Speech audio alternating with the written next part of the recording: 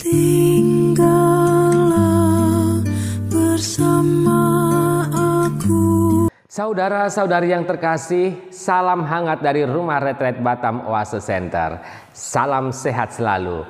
Setiap tanggal 16 Juni, gereja memperingati hidup dan kesucian Santo Fransiskus Regis. Salah satu orang kudus dari Jesuit ini dipilih oleh ibu dan bapak pendiri kongregasi SSCC sebagai pelindung, khususnya pelindung cabang awam SSCC.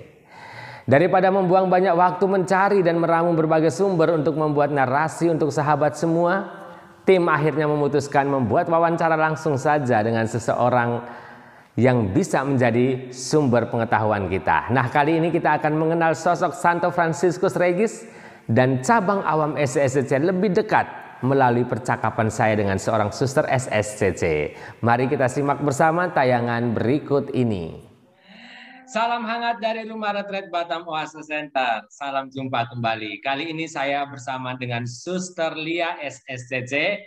Kami akan membahas mengenai tokoh yang akan kita rayakan pada tanggal 16 Juni besok, yaitu Santo Yohanes Fransiskus Regis.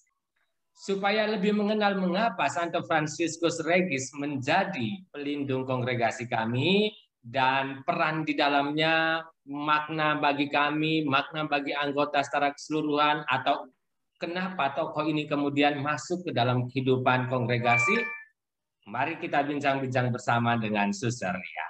Sekarang bersama saya Suster Lia. Selamat malam Suster Lia. Selamat malam, Bruder. Senang sekali. Terima kasih sudah bergabung, mau berbagi cerita bersama kami di platform ini. Terima kasih banyak. Kembali kasih. Apa kabar, Suster?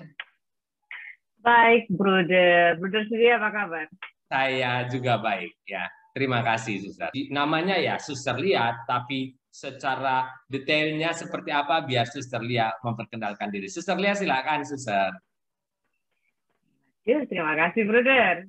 Halo, Bapak, Ibu, saudara-saudari, dan kaum muda sekalian. Selamat malam. Perkenalkan, nama saya Suster Natalia Setiara Hayu, lengkapnya. Biasa dipanggil dengan Suster Lia. Saat ini saya bertugas di komunitas Batam dengan kedua saudari saya, Suster Agnes dan Paula, sejak Januari tahun 2020. Lalu saat ini tugas-tugas saya di komunitas Batam adalah saya mengajar di sebuah sekolah di Batam, Montesina School. Saya mengajar pelajaran agama dari elementary, dari SD sampai SMA. Serta saya juga diberi tanggung jawab oleh kongregasi untuk mendampingi cabang awam SSCC Batam yang saat ini berjumlah 9 orang. Baik, Suster, terima kasih. Ini Suster langsung menyebut cabang awam Batam. Nah, inilah kemudian menjadi alasannya kenapa pembicaraan kita hari ini menjadikan Suster sebagai narasumber. Baik, Suster, cabang awam dalam kongregasi SSCC itu seperti apa? Coba Suster ceritakan secara singkat, mungkin dari sejarahnya, apakah itu dalam perjalanan sejak awal berdirinya kongregasi sudah ada, atau dalam perjalanan baru dibentuk, atau bagaimana Suster secara singkat mengenai sejarah cabang awam kita? Cabang awam SSCC saya rasa sudah ada sejak awal berdirinya kongregasi. Siapakah mereka? Mereka adalah kaum awam, baik mereka menikah atau tidak menikah, yang memiliki keinginan yang dalam untuk menghidupi spiritualitas dan karisma dari hati kudus Yesus dan hati tersuci Maria yang sembah sujud di depan sakramen Maha Kudus. Ya. Jadi mereka sama sebetulnya seperti kita, kaum religius, hanya saja panggilan mereka ada di dalam keluarga atau di lingkungan mereka sekarang ini. Gitu. Jadi sebenarnya visi misi mereka juga sama dengan visi misi atau karisma brother sister SSCC ya. Betul. Melayani, menghidupi, merenungkan hidup Yesus. Ya. Sama. Iya, cuma karena kita berbagi karisma yang sama, kita berbagi spiritualitas yang sama, cuma mereka dalam posisi mereka bukan seorang religius gitu ya. Betul. Baik, Suster. Sekarang kira-kira cabang awam ini ada di negara mana saja? Apakah di setiap ada SSCC? Apakah di setiap ada religius SSCC selalu ada awam SSC, atau ada negara yang tidak ada awam SSC-nya, atau ada negara yang ada awam SSC-nya tapi tidak ada religius SSC-nya? Ada nggak kayak gitu? Idealnya seperti itu. Idealnya adalah di mana ada brothers and sisters SSCC, diharapkan di situ ada cabang awam dan atau ada satu lagi kelompok yang disebut associate. Ya, associate itu ya seperti teman atau kelompok pendukung gitu. Tetapi mereka tidak mau berkomitmen gitu. Tetapi mereka tetap mendukung misi karya SSCC Putra dan Putri Associates. Jadi hampir di mana SSCC ada, Brothers and Sisters ada cabang awam. Tapi juga ada yang tidak ada. Kayak yang saya tahu Jepang belum ada secara ofisial, Filipina masih dalam pembentukan, India juga belum ada, tetapi saya yakin ada umat-umat Allah yang mendukung karya-karya kita dengan cara mereka masing-masing. Di Indonesia sendiri, Suster, itu hanya ada cabang awam Batam atau di tempat lain ada, Suster? Di Bandung ada, lalu di Batam ada, lalu di Jogja sedang dalam formasi dan pembentukan.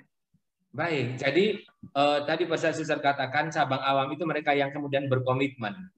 Berarti komitmen mereka lah yang menentukan mereka menjadi anggota atau tidak gitu ya. Selagi mereka belum berkomitmen, berarti mereka masih semacam sahabat-sahabat gitu ya, rekan-rekan gitu ya.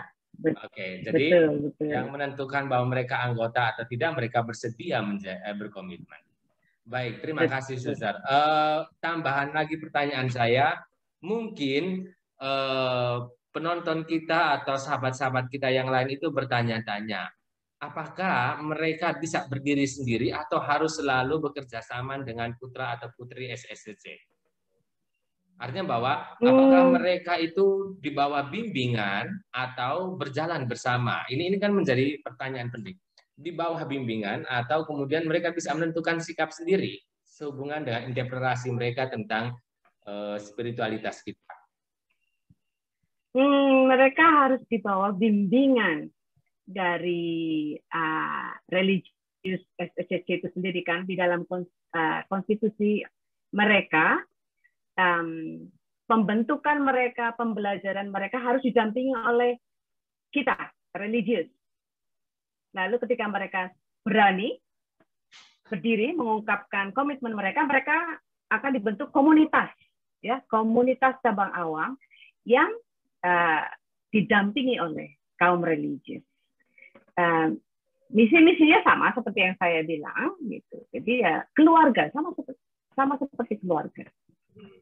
Baik, terima kasih Ustaz. Tapi jadi timbul pertanyaan lagi begini. Kalau mereka berkomitmen atau membentuk komunitas, berarti sebenarnya mereka itu punya jaringan antar komunitas-komunitas di setiap daerah, di setiap negara, ada jaringan, ada kontak begitu, apa mereka independen setiap negara?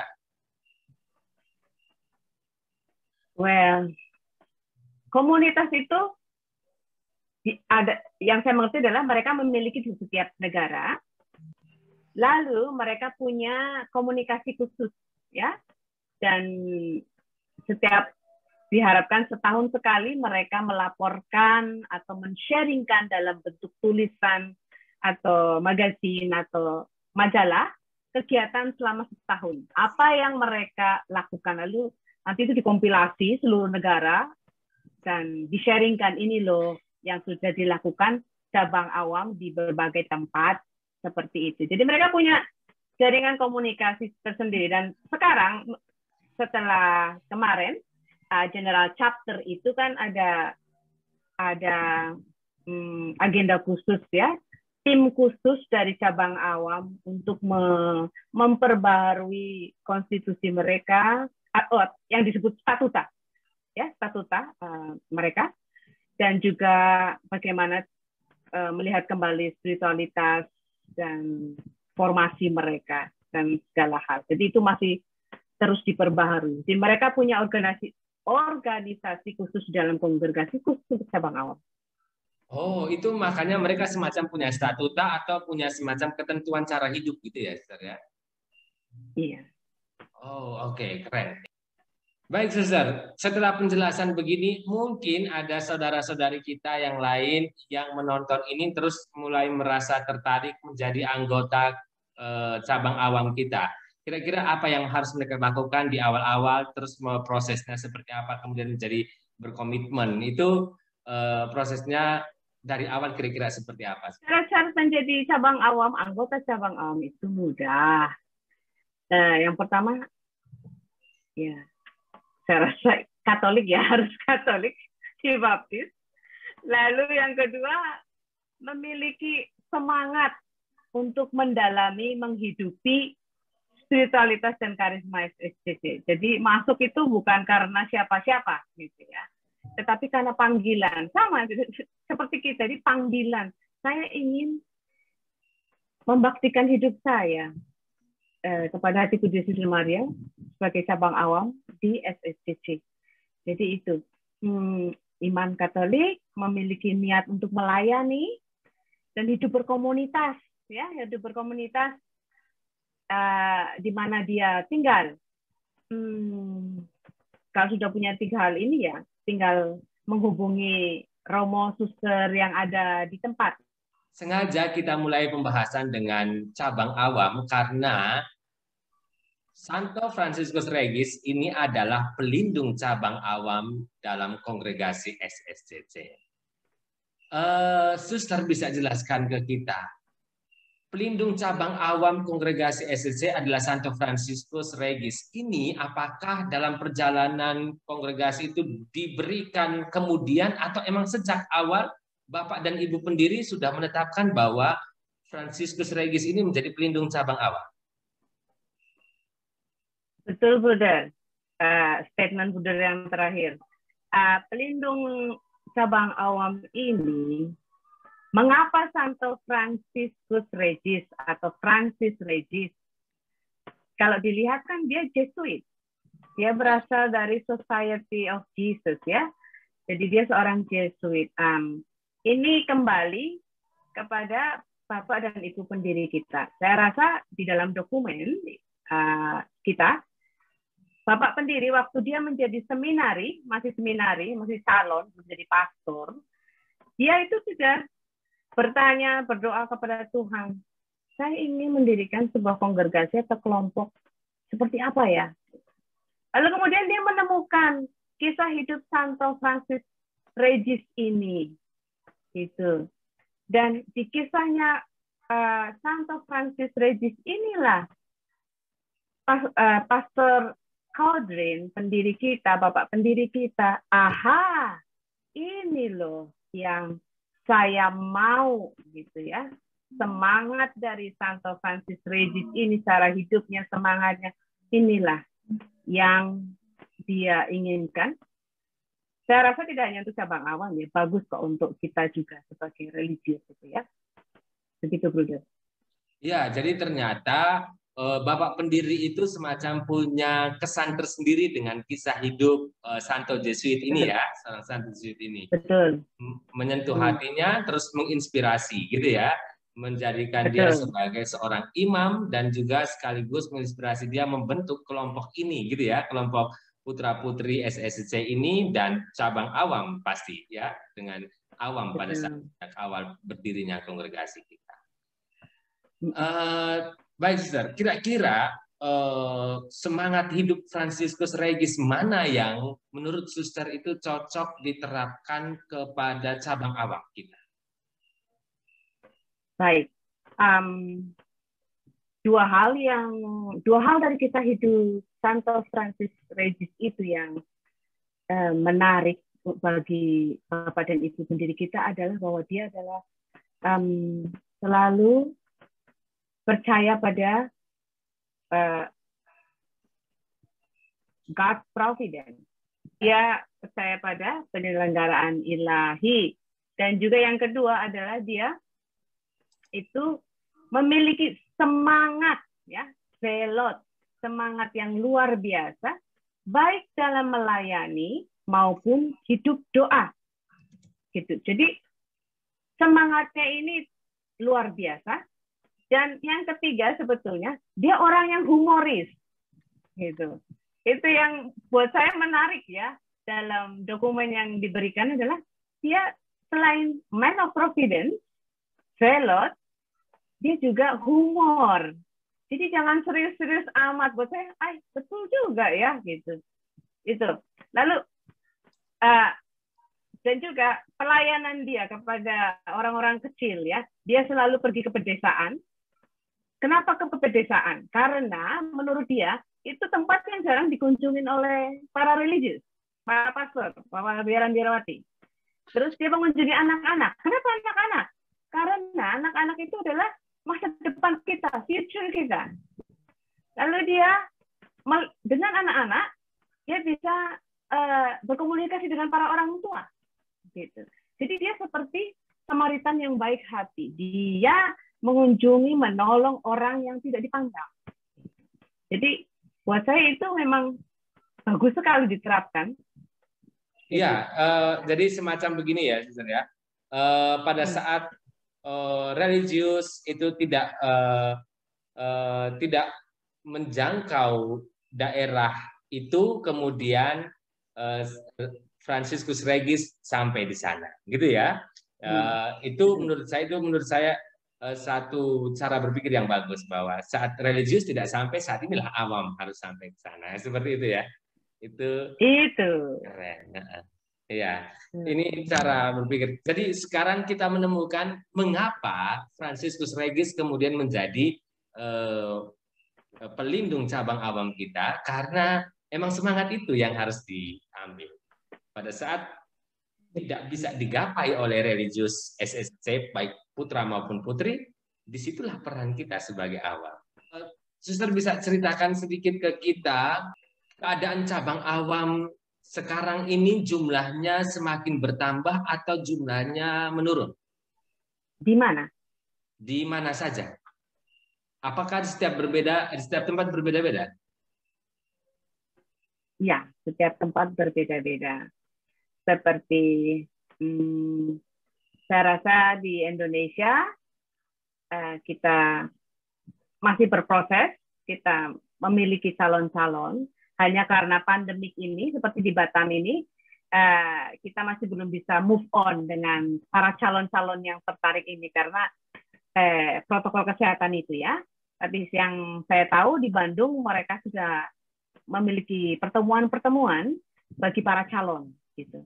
Lalu tahun lalu saya mendapat kesempatan untuk berkunjung ke Hawaii, dan di sana juga mereka memiliki cabang awam, atau juga mereka juga memiliki associate ya, yang disebut associate.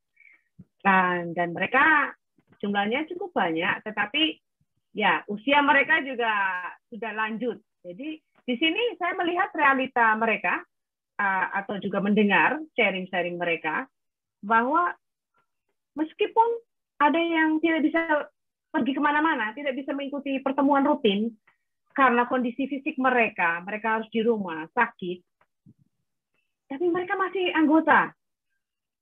Terus saya bertanya, kok bisa?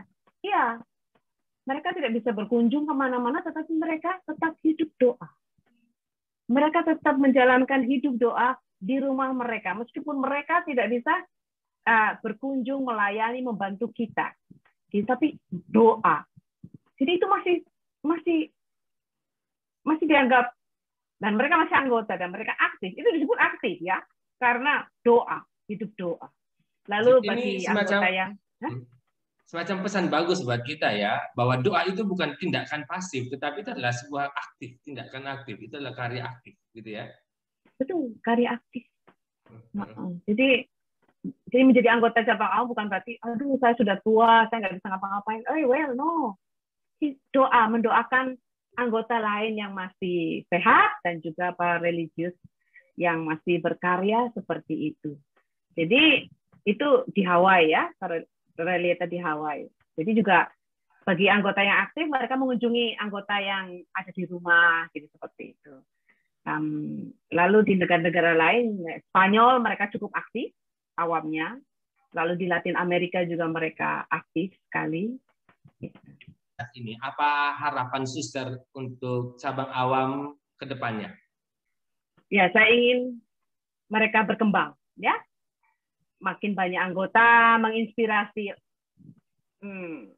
umat yang lain atau teman-teman yang lain, dan nantinya benar-benar menghidupi spiritualitas FECC bukan karena Romo Suster Bruder, tetapi karena ini loh, gitu ya. Kita berjalan bersama cabang putra putri dan awam, dan awam juga bisa membantu kita ya, misalnya mendampingi kaum muda bersama ya, atau di hal-hal yang lain. Kadang kan awam lebih bagus di bagian media, bertukar pikiran atau menganimasi media itu sendiri segala macam. Ya, harapan saya ya bisa berjalan bersama dengan kita kaum religius gitu. Saling mendukung dalam doa dan panggilan karya. Ya. Suster, tantangan sebagai seorang cabang awam apa ya kira-kira ya?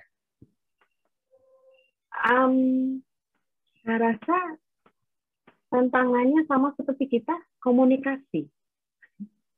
Pengalaman saya mendampingi mereka itu sama salah satu tantangannya sama seperti kita kaum religius adalah berkomunikasi satu dengan yang lain, gitu ya.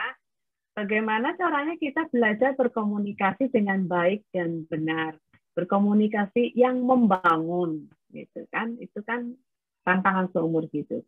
Lalu hidup berkomunitas kan tidak gampang, apalagi mereka yang awam, memiliki kesibukan berbeda, keluarga yang berbeda, latar belakang yang berbeda, gitu. Bagaimana mereka, itu satu. Lalu kedua adalah bagaimana menjalankan komitmen mereka, hidup doa, ekaristi, doa pribadi, doa komunitas, pertemuan bulanan atau mingguan, gitu kan. Sama seperti kita juga punya tantangan itu, ya, bagaimana setia dalam hal-hal ini. Apa harapan suster dari Rumah Retret Batam Oase Center? Apa yang bisa kami lakukan untuk cabang awam kira-kira? Harapan saya Rumah Retret Batam ini semakin ramai dengan program-program. Ya karena ini di masa pandemik ya. Saat ini saya lihat cukup bagus untuk langkah-langkah yang sedang diambil, mencoba online seperti itu, membuat program-program online, webinar dan sebagainya. Saya rasa itu langkah awal yang sangat bagus. Tetapi ke depannya kalau pandemik sudah selesai, saya rasa Rumah Retret bisa kita jadikan tempat atau rumah singgah atau menimba spiritualitas bagi cabang awam, gitu ya. Terus tempat-tempat formasi, tempat-tempat retret, tempat pertemuan, dan juga mungkin bisa sedikit membantu, mungkin ada cabang awam yang bisa membantu sesuatu hal di Rumah Retret. Baik. Ya, terima kasih harapannya Suster ya. Terima kasih banyak harapannya karena kami menyadari Rumah Retret ini adalah pusat spiritualitas bersama. Jadi silakan memanfaatkan tempat ini sebagai tempat untuk bersama-sama berkembang. Silakan dikomunikasikan saja supaya kira-kira apa yang bisa kami bantu. Yang terpenting adalah spiritualitas terus berkembang dengan cara apapun, biarkan Roh Kudus yang bekerja, dan kami bersedia bekerja sama dengan Roh Kudus demi kemajuan cabang awam.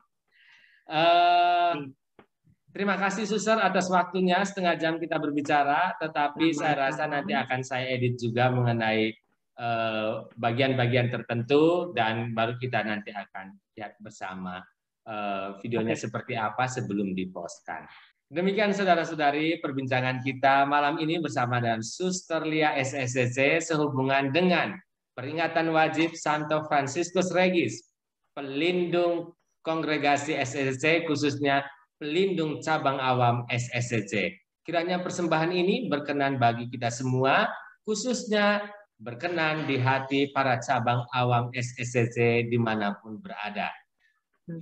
Dari Rumah Retret Batam Oase Center kami mengucapkan selamat pesta pelindung cabang awam kongregasi SSCC Santo Fransiskus Regis. Semoga semangatnya terus menginspirasi kita, baik para cabang awam maupun para religius SSCC putra dan putri. Mohon maaf jika ada salah kata. Kita jumpa lagi di pertemuan kita selanjutnya dengan topik pembahasan yang lain. Salam hangat, salam sehat selalu.